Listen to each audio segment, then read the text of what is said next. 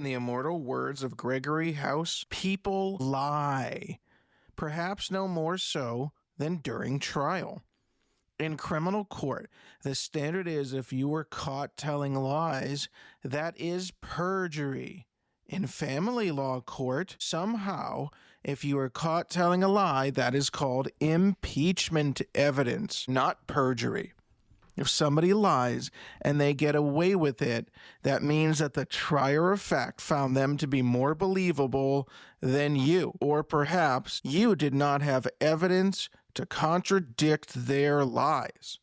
That makes cross-examination among the most important aspects of your family law trial. How do we achieve good results for clients? Preparation, supreme preparation, preparation that is better than the other side's preparation. We must know as much about the case as the other side, everything that our client knows, and we must have a strategy of the case, a perspective on the case, a good solid hold on the case so that no matter what the other party asks our client or their client or any witness, we are prepared to impeach that witness with their own prior testimony, with transcripts, with admissions, with their answers, with their financial affidavits, with their documentation provided during the case. I'm not giving away state secrets here. If you have counsel and they're not thoroughly prepared and they haven't gone over every aspect of the case and they do not know the right questions to ask and they haven't practiced the right questions to ask and they haven't developed a theory of the case, then what are they doing? I do not mean to cast aspersions on anybody else, but it seems quite common that one attorney is supremely prepared and the other attorney asks questions out of a law school handbook of how do I ask questions? What am I supposed to ask? Well, if you do not know the answer to those questions, how in the world did you prepare for that case?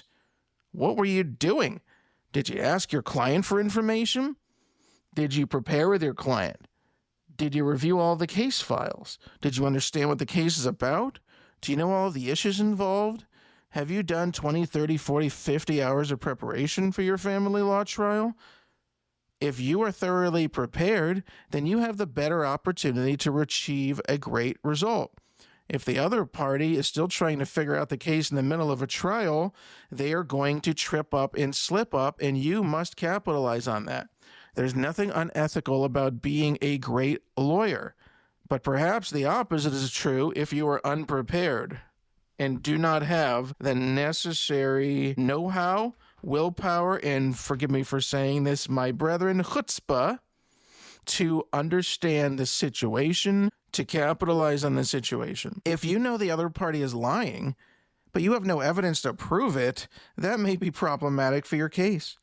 But if you ask the other side a question, and you know that they are lying, and they lie again, and you have evidence that contradicts that is admissible, then the other side is going to lack credibility.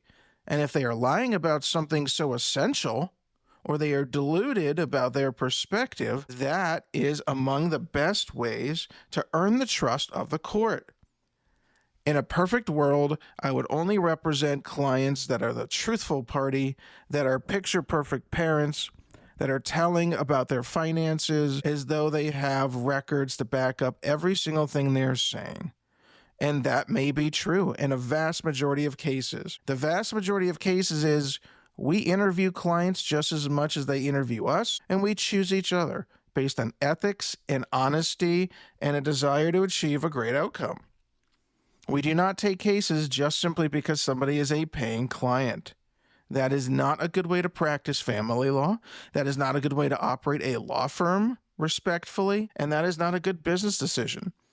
Because we want to be able to present facts to the court, not fictions. We want to be able to present documents to the court, not somebody's vague recollection of something that might have happened in some indeterminate period of time that they cannot produce records for. That is not a good way to approach family law. That is not a good way to approach trial. The moral of today's podcast and the lesson of today's podcast is tell the truth. And make sure that every time you tell the truth, you have evidence. Make sure that every time the other side tells a lie, that you have evidence to prove it is a lie. Not simply that you want to poke your attorney on the shoulder in the middle of trial when they're trying to do something for your case and say, I think they're lying. You need to do something about it. Well, the time to do something about it wasn't at trial, it's before trial, to make sure that your attorney has all the information that you know and that you could have told them beforehand, and that we can investigate and be prepared for, so when the other side is lying, we can grill them in cross-examination.